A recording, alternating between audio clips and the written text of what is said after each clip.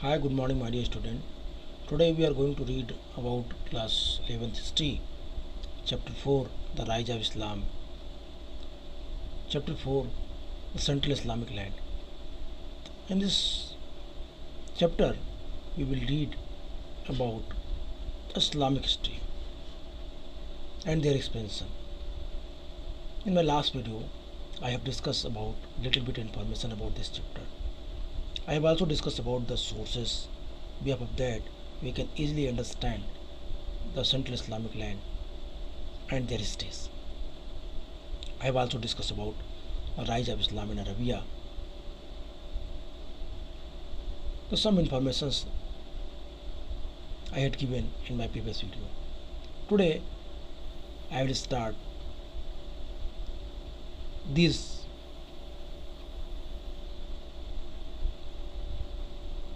points: rise of Islam in Arabia, faith, community and politics. During the 612 to 32, the Prophet Muhammad preached the worship of the single God, Allah, and the membership of single community of believers Ummah. This was the origin of Islam. Muhammad was an Arab by language and culture, and the merchant, the professions of 6th century.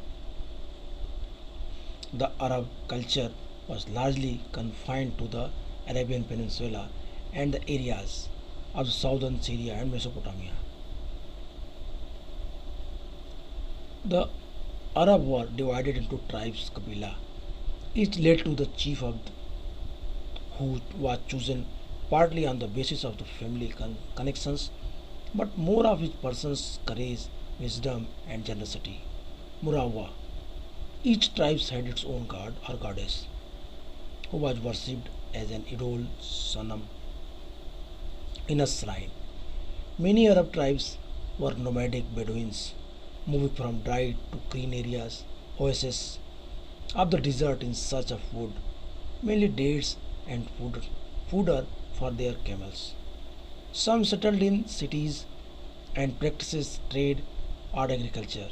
The Muhammad's own tribes, Quraysh, lived in Makkah and controlled the main shrine.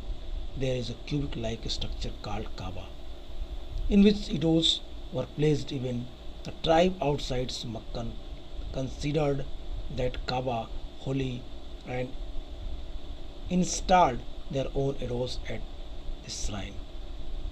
Making annual pilgrimage Hajj to the shrine, Makkah was located on the crossroad of the trade routes between Yemen and Syria, which further enhanced the city importance.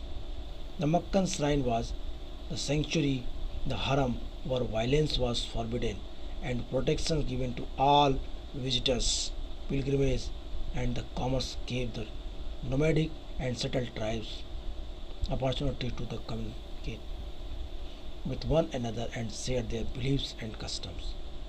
Although the polytheist Arab were vaguely familiar with the notion of the supreme God, Allah, possible under the influence of Jewish and Christian tribes living their midst. Their attachment to idols, the shrine was more immediate and stronger. Till this point, I have discussed in the previous video. I have already informed you, I have already taught you that what happened during 7th century in Arab, and how can the new religion emerge in the particular region. Dear student, you should never forget that the condition of Arab was that is very different. It was divided into various kabilas, the various subgroups. Everyone had their own gods and goddess. They worship idol, and the headman of the kabilas, he was appointed behalf of their generosity, behalf of their wisdoms, behalf of their power. Sometimes it also became the successorship, but it was very few time. And I have also discussed about the Kaabas and Makkahs. I told you that that the shrine that the shrine Hajj shrine, the Meccan shrine was sanctuary, haram or violence of the forbidden, the protection given by the visitors. मक्का एक ऐसी जगह थी जहाँ पे सभी लोगों को सुरक्षा प्रदान की गई थी. मक्का व्यापारिक मार्गों पर स्थित थी जहाँ पे किसी को आने जाने में किसी की हत्या नहीं की जा सकती थी. इस तरीके से वो प्लेस एक पवित्र स्थल माना गया. इन सारी चीज़ों पे हमने आपके प्रीवियस वीडियो में बात की थी. आज इसके बाद से हम बात करेंगे. We will discuss here. Around 612, Muhammad declared himself to be the messenger Rasul of God, who had been commanded to preach that Allah alone should be worshipped. The worship involves simple rituals such as daily prayers, salat, the moral principle such as distributing alms and abstaining from theft. Muhammad was found a community of beliefs ummah bound by the common set of the religious beliefs. The community would bear witness the Shahada to the existence of the religion before God as well as before members of their religious communities. Muhammad's message particularly appealed to those Meccan who felt deprived of the sign of the gain from the trade and religion and were looking for a new community identity. Those who accepted the doctrine were called Muslims. They were promised salvation of the day of judgment, the Qiyam, and share of the resource of this community. While on earth, the Muslims soon faced considerable the opposition from affluent Meccan, who took offense to the rejection of their deities and found the new their religion a threat to the status and the prosperity of Mecca. In 622, Muhammad was forced to migrate with his followers to Medina. Muhammad's journey from Mecca, Hijrah, was turning points in the history of Islam. With the year of his arrival in the Medina making the beginning of the Muslim calendar.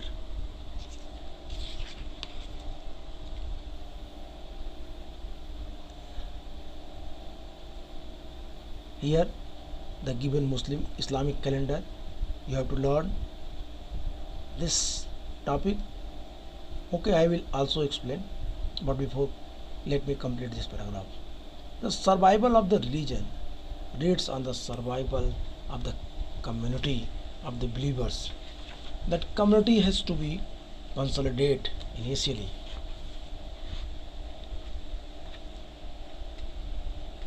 and protect from the external dangers. The consolidations and the protections require political institutions such as a state and the government, which are either inherited from the past, borrowed from outside.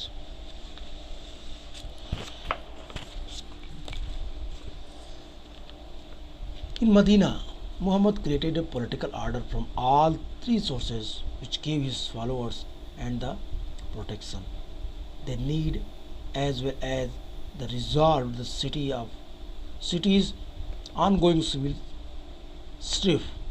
The Ummah was converted into wider community and include the polytheists and the Jews of Medina under the political leadership of Muhammad. Muhammad consolidated of the faith for his followed by adding the refining rituals such as the fasting and the ethnic principles. The community survived on the agriculture and trade as well as alms tax, the zakat in the additions. The Muslim organized the expeditionary raids on the Meccan caravans and nearby oases. These raids provoked the reaction from the Meccans and caused the breach with the Jews of Medina. After a series of battles, Meccan was conquered. The Muhammad reputations as a religious preachers and political leaders spread far and wide. Muhammad now insisted on the conversion as a sole the criterion for the membership of the community. In the harassed conditions of the desert, the Arab attached great value of the strength and the solidarity impressed by Muhammad's achievements. Many tribes, mostly the Bedouins, joined the community by the converging to Islam. Muhammad's alliance began to spread unit.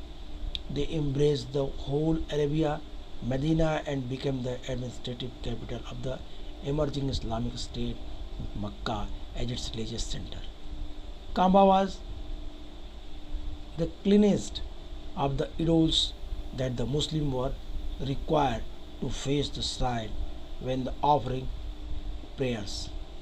In a short space of time, Muhammad was able to unite a large part of the Arabia under a new faith community and state.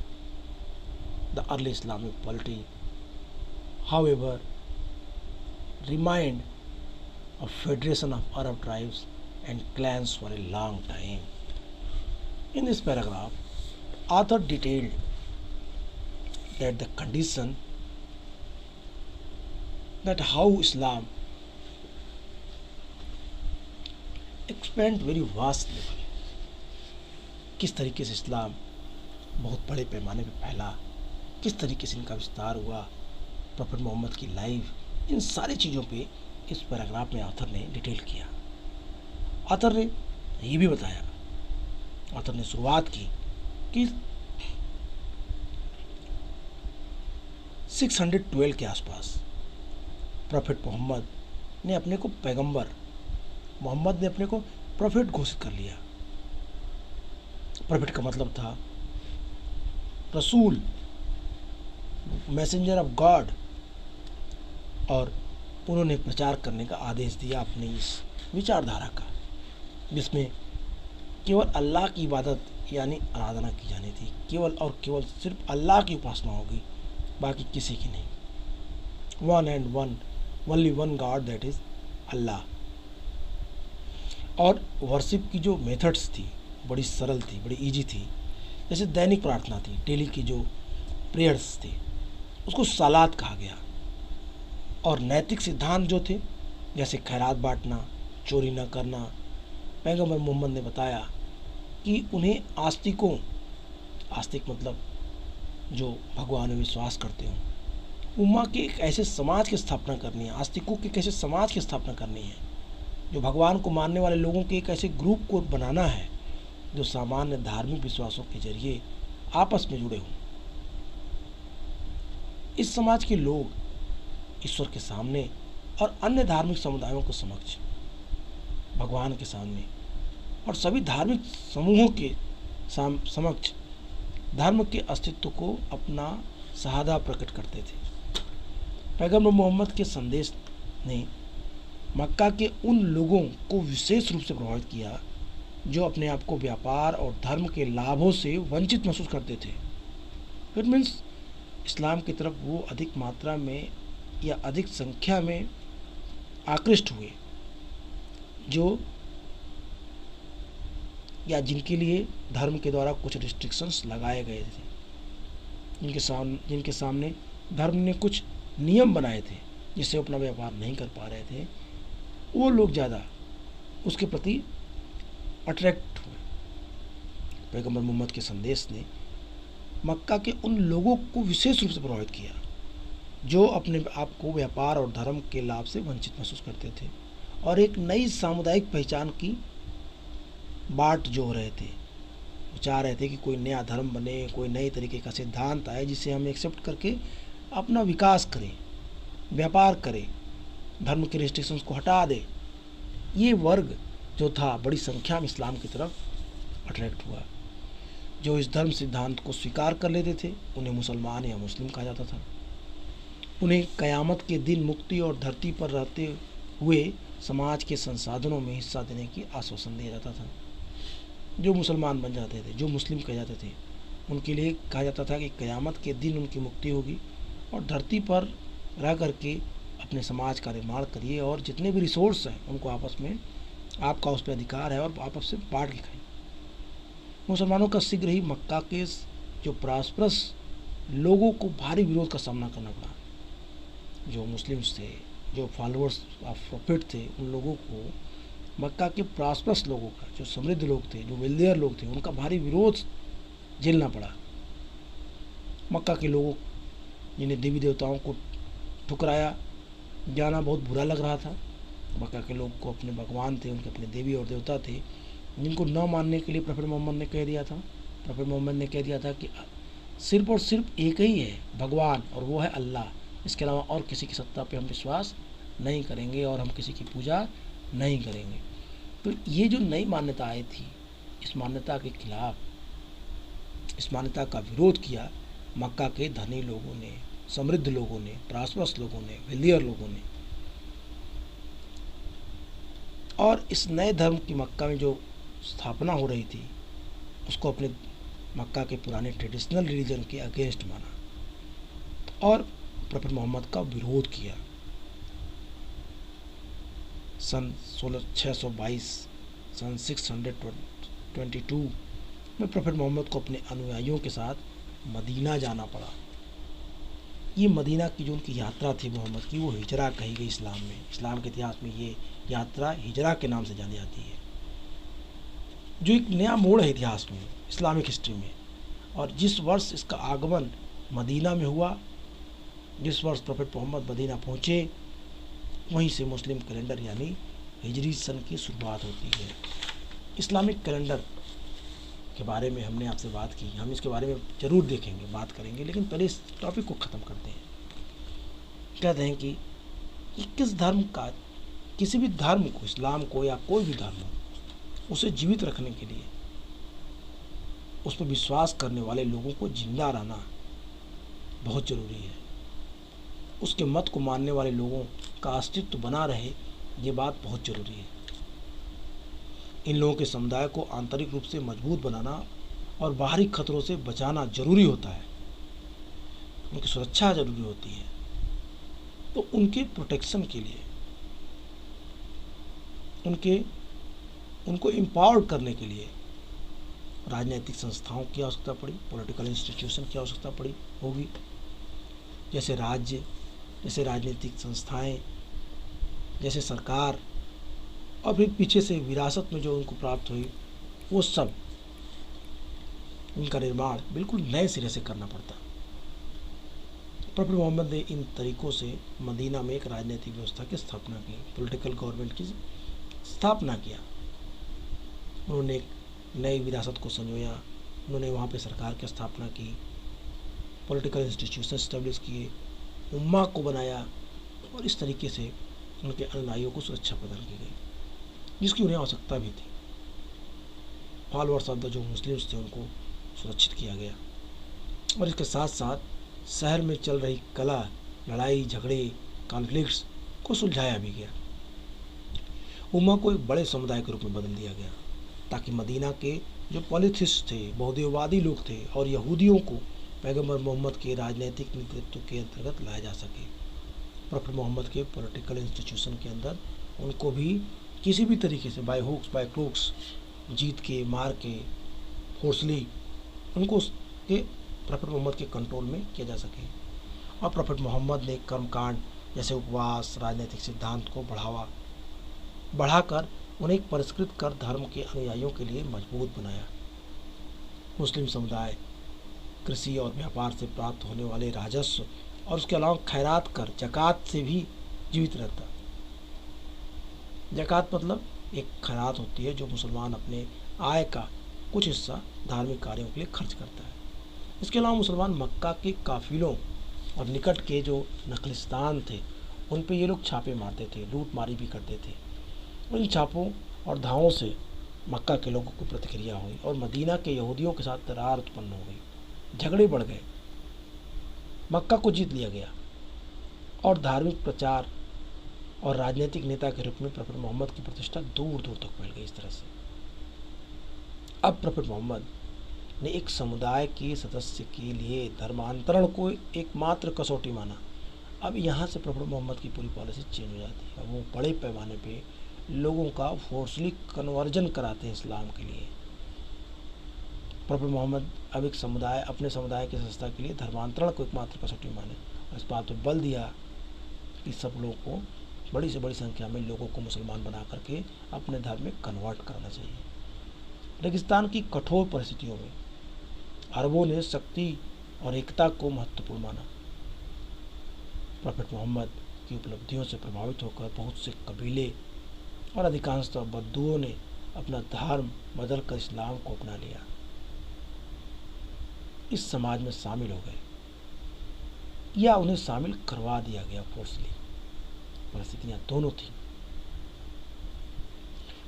पैगंबर मोहम्मद द्वारा संरचित जो ये गठजोड़ था, ये जो alliance थी, का फैलाव समूचे अरब देश में हो गया। मदीना उभरते हुए इस्लामिक राज्य की प्रशासनिक राजधानी और मक्का इसका केंद्र, धार्मिक केंद्र के रूप में विकसित हो गया।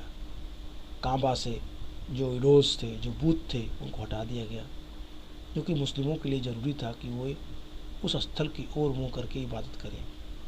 पैगंबर मोहम्मद को थोड़े ही समय में अरब प्रदेश के काफ़ी बड़े भाग को एक नए धर्म, समुदाय और राज्य के अंतर्गत लाने में सफलता मिल गई।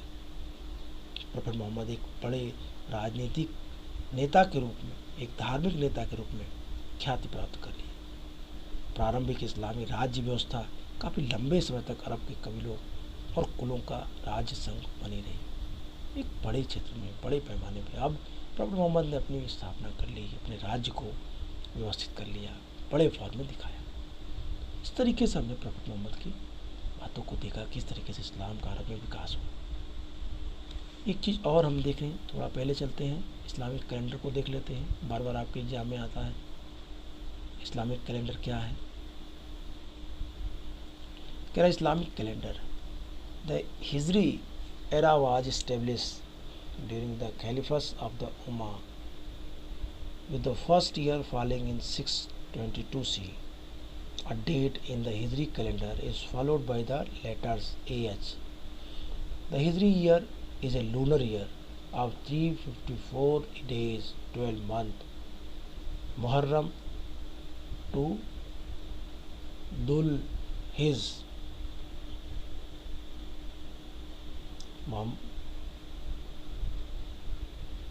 of 29 of 30 days.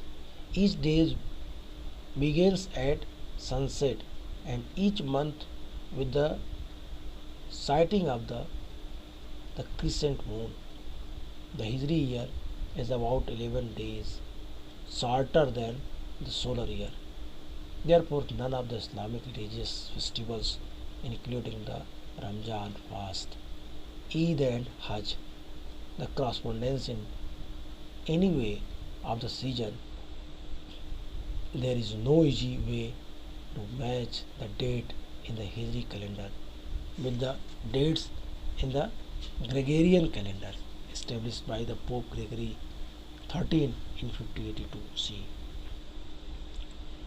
One can calculate the rough equivalence between the Islamic H and Gregorian Christianity C years with the following formula से इसको किस तरह से निकालेंगे। कह रहा है कि हिजरी सन की स्थापना उमर के खिलाफत के समय की गई थी। इसका पहला वर्ष 622 ईस्वी में पड़ता है, एडी में पड़ता है। हिजरी सन की तारीख को जब अंग्रेजी में लिखा जाता है तो वर्ष के बाद AH लगाया जाता है। हिजरी वर्ष चंद्रमा की गतियों पर आधारित होता है, ये चंद्रवर्ष कहलाता है, जिसमें 354 दिन 354 डेज होते हैं। 29 अथवा 30 डे कह रहा है कि जो हिजरी वर्ष है उस जो चंद्र वर्ष के आधार पर काउंट किया जाता है, इसमें 354 दिन होते हैं। 29 अथवा 30 दिनों के 12 महीने मुहर्रम के धूल हिज्जा तक होते हैं। प्रत्येक दिन सूर्यास्त के समय से और प्रत्येक महीना अर्धचंद्र के दिन से शुरू होता है।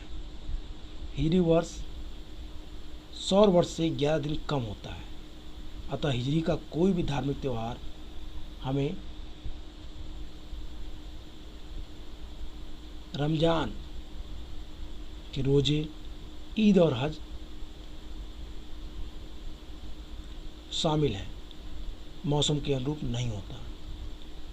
कहने का मेरा तात्पर्य ये है कि जो इस्लामिक त्यौहार होते हैं वो हर एक साल एक समय पे ही नहीं आते, उनमें आप देखते होंगे परिवर्तन आता होगा। कभी ईद आने वाला है, ईद का महीना कभी मई में आता है, कभी जून में, कभी जुलाई में, कभी अगस्त में, कभी सितंबर में, कभी अक्टूबर में। क्यों? क्योंकि हिजरी वर्ष जो है वो सौर वर्ष, सोलर एनर्जी से, जो हमारा ग्रेगोरियन कैलेंडर से 11 दिन कम होता है। कहता है हिजरी कैलेंडर की तारीख और ग्रेगोरियन कैलेंडर की जो ग्रेगोरियन कैलेंडर जिसकी स्थापना पोप ग्रेगरी 13वें ने 1582 में की थी, कि तारीखों को साथ मिलाने का कोई सरल तरीका नहीं है। इस्लामी एच और ग्रेगोरियन सी के वर्षों के बीच मोटे रूप से समानता की गणना निम्नलिखित फार्मूले से की जा सकती है। एच गुने 32/33 plus 622 is equal to C minus 622 into 33/32 बराबर एच। तो इस फार्मूले के आधार पे इस्लामिक कैलेंडर को समझा जा सकता है। तो आज के इस वीडियो में, आज की इस क्लास में हमने इस्लाम के बारे में डिटेल किया, पढ़ा। हम नेक्स्ट वीडियो में बात करेंगे खलीफत एंड एक्सपेंशन, खलीफत, expansion, civil war and formation. ये टॉपिक थोड़ा बड़ा है, आप इस चीज़ को देखेंगे तो आपको ये समझ में आएगा इस टॉपिक में कि किस तरीके से प्रॉफेट मोहम्मद के बाद खलीफत की स्थापना हुई, किस तरीके से इस्लाम विकसित हुआ और फिर धीरे धीरे इनका डेवलपमेंट बड़े पैमाने पे पूरे विश्व स्तर पे हो गया। तो आज हमने इस्लाम की हिस्ट्री के बारे में पढ़ा। आज हमने इस्लामिक प्रॉफेट मोहम्मद की ओरिजिन, प्रॉफेट मोहम्मद के सामने जो स्ट्रगल्स थे इस्लाम को स्टेब्लिश करने में, उन चीज़ों के बारे में पढ़ा। आपको इन चीज़ों में कई सारी छोटी छोटी माइन्यूट चीज़ों पे ध्यान देना चाहिए जो हम लोगों ने आज पढ़ा। जैसे हम लोगों ने कई छोटे छोटे टर्म्स पढ़े, सालात, मुरव्वा, नखलिस्तान, सनम, शरीयत, इस तरह के तमाम सारे वर्ड छोटे छोटे जो आपके एग्ज़ाम में 1 मार्क्स के आते हैं। तो आप इन चीज़ों को देखिए। उम्मा, what do you mean by उम्मा, उम्मा क्या है, इन चीज़ों को देखिए, इन्हें सॉर्ट आउट करिए, इनके आंसर लिखिए, छोटे छोटे पॉइंट्स में बना के इनको आप नोट्स तैयार करिए और इस तरीके से आप एक अच्छे तरीके से नोट्स बना सकते हैं। तो आज के लिए इतना ही। नेक्स्ट वीडियो में फिर मिलेंगे, ढेरों बातें करेंगे और फिर इस्लाम के द खलीफत, expansion, civil war and sect formations पे विस्तार से बात करेंगे। Okay, good bye and take care.